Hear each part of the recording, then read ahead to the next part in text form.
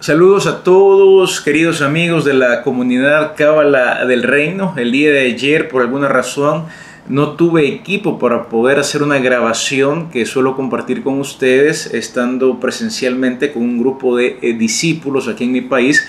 Así que hoy quiero hacerlo acá desde mi estudio privado y quiero compartir las cosas que el día de ayer tuve la oportunidad de hablar con este grupo de amigos. Y me gustaría dar a conocer al menos dos cosas que el apóstol Pablo, que como ustedes ya saben es un místico, es un cabalista. Cabalista no es más que alguien que tiene capacidad de recepción de la luz que proviene de los universos superiores. De hecho, Pablo no solamente es un brillante rabino, es alguien a quien los mundos superiores en su lenguaje, él les va a llamar los lugares celestiales en Cristo. Un ejemplo de esto es la carta a los Efesios, a donde él dice que hemos sido bendecidos con toda bendición espiritual en los lugares celestiales en Cristo. La Cábala, particularmente la mística luriánica, tiene otros adjetivos, entre ellos los universos superiores. Pues bien, me gustaría hoy básicamente analizar dos versículos de la epístola a los Filipenses. Así que si tienes por ahí una literatura bíblica, cualquier versión que tú tengas, de hecho a menudo nos preguntan cuál es la mejor versión de la Biblia. Es una pregunta que le hacen a Ethel o es una pregunta que también me hacen a mí. Nuestra respuesta siempre es la misma. El que traduce traiciona. Por lo tanto, siempre necesitamos tener varias versiones de la Escritura para tener, por así decir, una amplia gama de textos traducidos, en español, de la cual nosotros podamos armar el significado de lo que el autor trató de decir. En ese sentido, en español tú vas a encontrar al menos tres tipos de traducción. La equivalencia dinámica, por ejemplo, se encuentra ahí la Nueva Versión Internacional. Es muy bueno que tengas una Nueva Versión Internacional para estudiar la Escritura. Está la Biblia de traducción libre. Un ejemplo de ella es la Dios habla hoy, también muy conocida en el mundo hispanoparlante.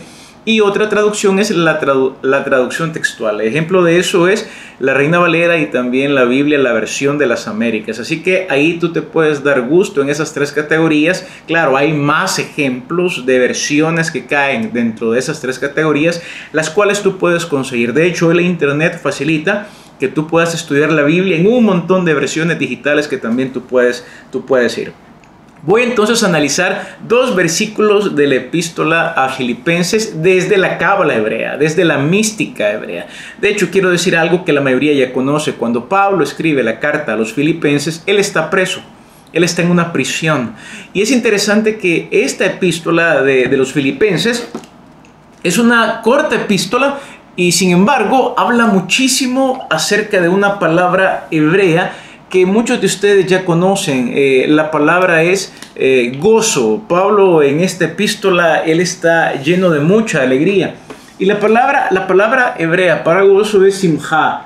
De hecho, hay todo un festival en la Torá, ¿no? Para todos aquellos que celebran las fiestas hebreas, o mejor dicho, las fiestas bíblicas, hay una fiesta llamada simjá, ¿no? Simjá Torah, la alegría de la Torá, que se celebra ya por el mes de octubre, ¿no? Puede variar, cae inmediatamente después de la celebración de tabernáculos o de cabañas. Es el gozo de la Torá, la alegría de la Torá. La carta a los Filipenses estalla de alegría, estalla de gozo desde el capítulo 1 al capítulo 4. Es una breve pero explosiva epístola que habla mucho de que Pablo tiene mucha alegría a pesar de estar en la cárcel. ¿Por qué? Porque algo que la mística nos va a decir es que tenemos que entrar en contacto con el mundo interior.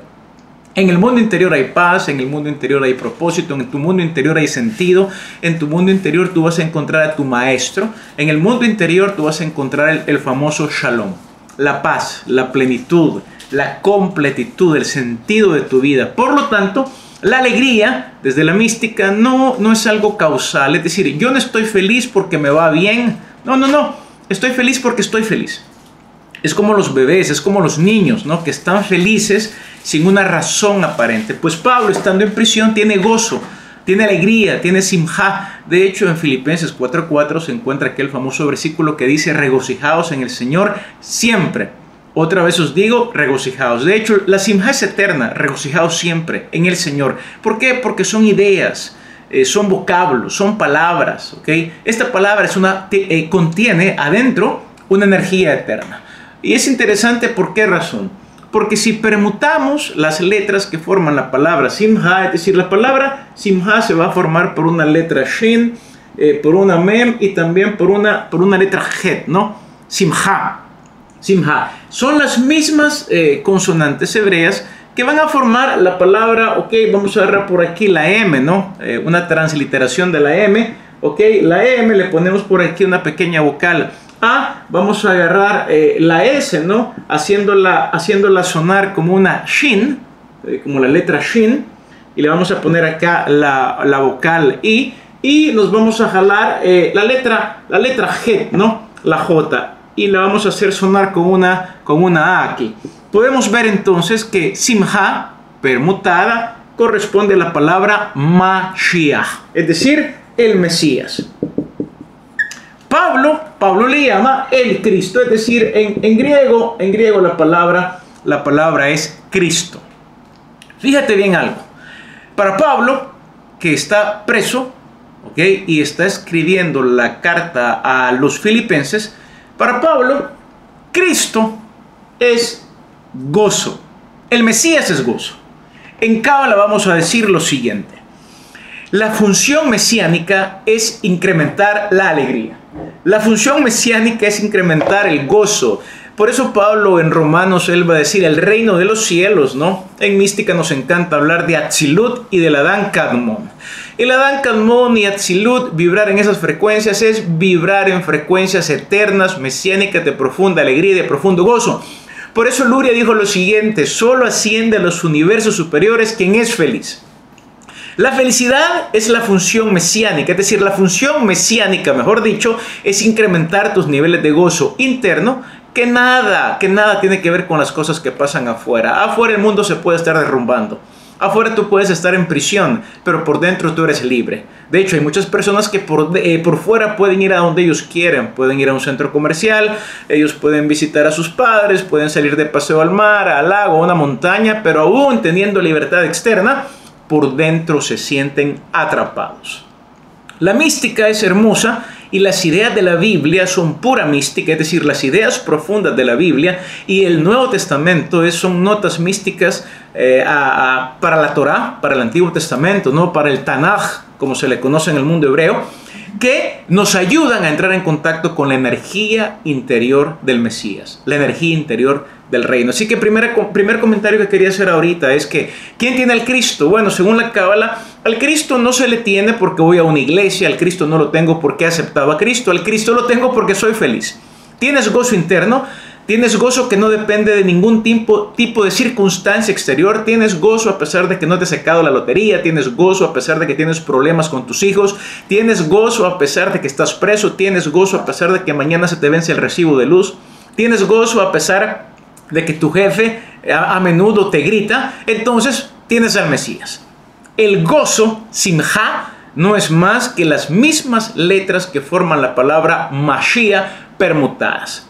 La energía del gozo es la energía mesiánica. Ahora, paso a un primer versículo que quiero analizar de esta poderosa epístola, y es Filipenses 1, y si tienes la escritura, ábrela, la vamos a ver desde el Sod, desde lo profundo. 1.5, fíjense bien lo que dice. Voy a leer desde el 1.4. 1.4 y 1.5. Dice el 1.4. Pablo dice: siempre en todas mis oraciones rogando con gozo por todos vosotros. Está la palabra gozo, ¿no? Y luego dice en el 5: por vuestra comunión en el Evangelio desde el primer día hasta ahora. Oído con esto: por vuestra comunión en el Evangelio. Comunión, es decir, comunión es una palabra que se forma al menos de dos palabras. Unión en común. Unión en común es comunión en el Evangelio. Fíjate bien, para Pablo el Evangelio y la comunión van mano a mano. Si estudias Cábala, tú conoces una palabra que vale oro, que se llama Debekut. Debekut es la unión mística que el hombre siente con Dios, pero también que el hombre siente con su mujer, que el hombre siente con su prójimo, que el hombre siente con sus semejantes. La unión en común, la Debekut, está vinculada al Evangelio, pero no al Evangelio de catequesis, no al Evangelio que a menudo la gente va a decir en iglesias. Tenemos el Evangelio de la sana doctrina. Un momento, El Evangelio de Pablo es Debekut, la comunión en el Evangelio. La unión en común de una pareja es Evangelio. La unión en común de padres con hijos es Evangelio. La unión en común de un grupo de discípulos que se reúne a estudiar la Biblia desde la perspectiva del Zohar, desde la perspectiva mística o de la perspectiva de tratar de entenderla a un nivel homilético, ¿no? Del Midrash. Un remes alusivo, o aquel que le interpreta literalmente, pero con el objetivo de unirse consigo mismo, unirse con sus compañeros, unirse con los samaritanos alrededor de él, o unirse también con su mujer, y por supuesto, primero unirse con él mismo, ¿no? Dejar de estar peleado él mismo, para de esa manera sentir comunión con él mismo, comunión con otros, y también comunión con Dios. Ese es el Evangelio de Pablo. El Evangelio de la unión en común. De hecho, Pablo, por eso en todas las epístolas, y si tú eres el lector de la Biblia te vas a dar cuenta de algo, Pablo siempre va a hablar de que el Evangelio va a unir judíos con gentiles. Unión en común, Debekut. Mucha gente quiere tener Debekut con Dios, pero siguen intentando separar a judíos y gentiles. O siguen exigiendo a los gentiles ciertas cosas para venir al judaísmo. Todo eso es un sinsentido. Porque el Evangelio, que no es un invento cristiano ni tampoco es un invento del Concilio de Nicea, el Evangelio no es más que las buenas nuevas profetizadas en Isaías, en Ezequiel, en Jeremías, en Zacarías, en el profeta Daniel, en el visionario Joel, en Abdías, en Amós. Es decir, es la visión profética de un orbe que se está reparando, y como parte de su rectificación, el orbe y los habitantes del orbe llegan a comprender su unión en común, una raíz común que les permite entonces trascender sus etnias, ¿no? Antes se le llamaba raza, y de alguna manera formar un solo cuerpo, una sola unidad, un solo pueblo. ¿Cómo se llama ese mensaje? El Evangelio de la comunión. Así que aquí pasa algo muy interesante. Es increíble cómo con los siglos, hoy podemos encontrar diferentes tipos de iglesias: presbiterianas, anglicanas, apóstoles y profetas, bautistas del norte, bautistas del sur, carismáticas, pentecostales, asambleas de Dios, misión centroamericana. Y es interesante que cada una va a decir: aquí tenemos el verdadero evangelio. Por favor, entonces si tú tienes el verdadero evangelio, eso no es evangelio. Porque el Evangelio te lleva a una unión en común. Y eso no es invento mío. Eso es lo que el texto dice. ¿Okay? La comunión en el Evangelio. Si el Evangelio no causa comunión, pues entonces no es Evangelio. Puede ser cualquier cosa. Es increíble cómo con la bandera del Evangelio el movimiento evangélico se divide en lugar de unirse. Y con esto no estoy diciendo: hey, lo que pasa es que esto es universalismo y aquí lo que se está hablando es de un ecumenismo. Tú puedes poner cualquier etiqueta. Pero por dentro el alma conoce cuando un mensaje que está anclado en los profetas de Israel lo que causa es sentir esa paz, de sentirme unido primero conmigo mismo, porque en verdad el mayor exilio que hay es cuando ni yo me tolero a mí mismo, ni yo me comprendo a mí mismo, ni yo me entiendo a mí mismo, mi cuerpo no refleja lo que siento por dentro, por lo tanto me enfermo. Es decir, la unión en común es una función también del Evangelio. El ser feliz es tener a Cristo. Es decir, al Cristo místico, al Cristo cósmico que anunciaba San Pablo. ¿Okay? Bueno, segunda idea que quiero compartir es la siguiente. Vamos al 1, siempre en el capítulo 1, versículo 9. Esta idea es demoledora. Dice: y esto pido en oración, que vuestro amor abunde aún más y más en ciencia y en todo conocimiento. Fíjate bien lo que pedía Pablo en oración. Otro día voy a hablar de oración, porque Pablo acá es un judío que está acostumbrado a orar 3 veces al día, ¿no? El Shemoneh Esrei o la Amidá. También es un judío que conoce el poder de la Hitbodedut. Es un judío que también sabe qué es meditar. Su oración es más meditativa, contemplativa que otra cosa. Y también acá él está intercediendo para que en Filipos, sus discípulos, su grupo de Haverim, ¿no? De alumnos, de aprendices, de Talmidei. Es interesante esto, que sus Talmidim, que ellos crezcan en amor, pero ojo con esto, en ciencia y en conocimiento. Aquí hay una pregunta: ¿cuándo fue la última vez que tú fuiste a una iglesia y escuchaste el sermón? Se titula Ciencia y Conocimiento. Eso casi no pasa, ¿no? ¿Por qué? Porque raras veces también se nos ha enseñado, particularmente a todos aquellos que tienen un bagaje católico romano o cristiano, lo importante de la ciencia y del conocimiento, lo importante de la conciencia, lo importante del da'at, ciencia, conocimiento, en este contexto biná. ¿Por qué razón? Porque fíjate bien, Pablo pide que abunden en ciencia y en todo conocimiento. La Cábala habla muchísimo acerca de ciencia, da'at, y conocimiento. ¿Okay? Y en este caso el conocimiento es para que aprobéis lo mejor. Por lo tanto, me tomo la libertad de traducir conocimiento aquí como biná, porque es para discernir lo mejor. Y con esta idea me quiero despedir. Esta idea es muy fuerte. ¿Por qué? Porque vemos acá a un apóstol que ya no es prisionero del conocimiento del bien y del mal. No, no, no. Pablo pide conocimiento para probar lo mejor. Fíjate bien, la Torá, también Pablo tenía una visión de la Torá muy hermosa, y también Pablo tenía muy claro que la Torá había sido el ayo, el tutor en llevarnos a la conciencia mesiánica, al famoso Cristo. Y cuando yo hablo del Cristo, no hablo del Cristo de la catequesis, hablo del Cristo cosmogónico, hablo del Cristo místico, hablo del cuerpo místico de Cristo. Hablo del gozo, ¿ok? ¿Tienes gozo? Tienes al Cristo, ¿ok?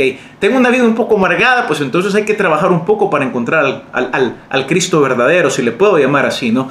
Pues bien, aquí es importante porque Pablo dice, pido da'at, pido biná, pero para que ustedes aprueben lo mejor. Pablo ya está comiendo el árbol de la vida. ¿Cómo lo sé? Porque él ya no decide entre lo bueno y lo malo. Pablo pide que sus alumnos también aprendan a escoger entre lo bueno y lo mejor. Eso es mística.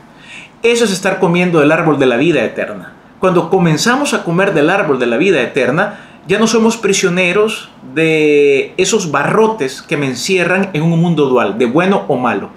Y con libertad puedo tomar cualquier tipo de decisión, porque ya no estoy pensando si voy a perder o voy a ganar. Estoy siempre pensando en lo mejor. Y es más, cuando pienso en lo mejor, yo sé que en toda pérdida hay ganancia si yo aprendo. Y yo sé que toda ganancia debe de llevarme a la reflexión, porque si no reflexiono cuando estoy ganando, pues entonces un día voy a estar perdiendo. Queridos amigos, lo que yo quiero decir acá es algo muy fuerte. Lo que estoy diciendo es que Pablo miraba la Torá, porque si tú vas a la Torá y llegas a Deuteronomio, tú vas a ver que las decisiones eran, ok, aquí te pongo la vida o la muerte. Escoge entre la vida y la muerte. Eso es Torá. Y claro que necesitamos en una etapa infantil, necesitamos la Torá literal. Necesitamos en una etapa a un ayo, la Torá, los mitzvot, la instrucción. ¿Por qué? Porque en un momento infantil de conciencia yo necesito aprender entre lo bueno y lo malo. Pero de repente crezco, maduro, llego a la etapa del Cristo, a la etapa de la madurez. Pablo decía, hijitos míos, por quienes sufro dolores de parto, hasta que Cristo sea formado en ustedes.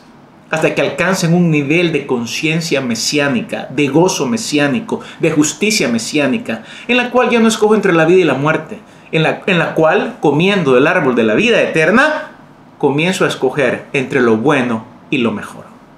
Eso es Cábala. Pablo pudo haber dicho, yo estoy orando acá para que ustedes decidan entre lo bueno y lo malo y escojan lo bueno. Pablo no dice eso. Pablo dice que escojan lo mejor. De hecho, aquí podemos ver algo bien interesante, ¿no? Uno puede ver esas etapas que son necesarias, en las cuales uno va con el pastor, con el cura, y le dice al pastor y al cura, pastor, y esto es pecado, y esto sí es correcto. Esa etapa es hermosa, pero hay que superarla. La mística va a decir, el maestro está dentro de ti. Tu maestro está dentro de ti. Lo mesiánico está dentro de ti. La energía mesiánica está dentro de ti. El gozo está dentro de ti. Y oído con esto. Cuando saboreas la vida eterna, también te quitas el miedo de escoger entre lo bueno y lo malo. Porque tú sabes algo. Cuando sigues lo de adentro, la intuición, la corazonada, el gozo mesiánico, tú te das cuenta que tus decisiones ya no son duales. Tú siempre estás decidiendo, ni siquiera ya por lo bueno. Tú estás siempre anhelando y decidiendo por lo mejor. Si tú te preguntas, pero ¿cómo sé que voy a decidir por lo mejor? Una señal es que ya no tienes miedo al tomar decisiones.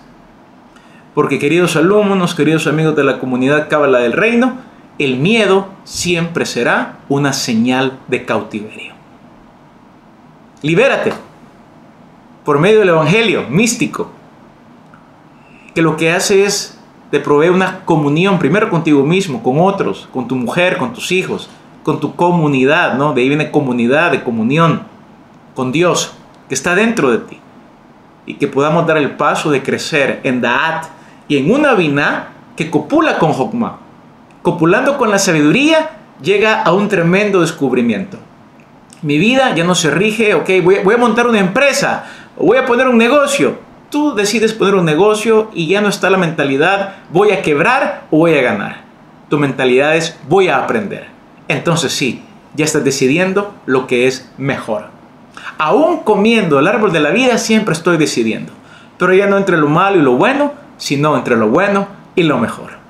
Shalom a todos, que estas palabras les puedan ayudar a enfrentar esta semana que recién comienza, de la mano del pensamiento de quien en opinión mía y de Ethel, ¿no?, es uno de los mayores cabalistas del pueblo de Israel, Saulo de Tarso, Rabí Saulo de Tarso, conocido como San Pablo. Shalom a todos.